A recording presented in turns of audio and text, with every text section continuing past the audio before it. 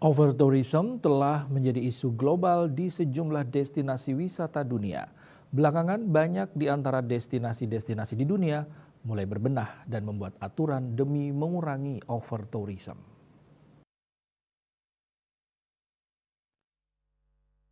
Bali salah satu destinasi yang disorot dan dianggap memiliki masalah overtourism. Setidaknya itu yang dinilai media asing seperti CNN International dan Channel News Asia (CNA).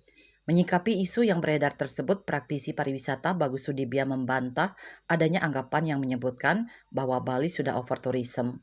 Menurutnya, overtourism ini identik dengan kekroditan serta ketidaknyamanan wisatawan. Padahal jika dilihat dari carrying capacity berbanding dengan jumlah kamar yang tersedia, hunian rata-rata di Bali baru mencapai 40-50%.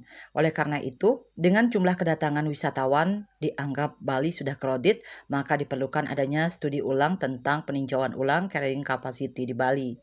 Sehingga oleh karenanya, maka menurut saya alangkah baiknya sekarang dilakukan penghitungan ulang. Sementara dilakukan penghitungan ulang, mungkin dilakukan moratorium, jangan dulu menambah jumlah kamar, sehingga nanti di satu sisi kita membilang over tourism, tapi di sisi lain di bidang industri, terutama untuk akomodasi, membilang kamarnya masih setengah lebih kosong.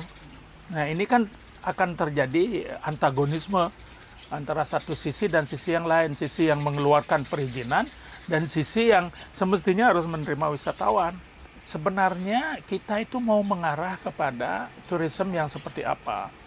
Kalau kita memang tetap akan konsisten dengan mengharapkan kekuatan kita ada pada culture, maka culture kita ini yang harus tetap dipelihara, dibenahi, dan disempurnakan. Sekarang bagaimanapun juga, tourism itu dia bersifat ramah lingkungan, bersifat berkesinambungan, sustainable, ya bersifat active tourism. Jadi, bagaimana caranya kita semakin banyak melibatkan peran masyarakat.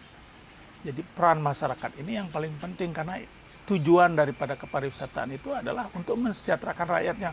Ditambahkan, apabila pemerintah ingin menambah akomodasi pariwisata, sebaiknya diprioritaskan kepada destinasi-destinasi yang belum berkembang, seperti Bali bagian utara, timur, dan barat.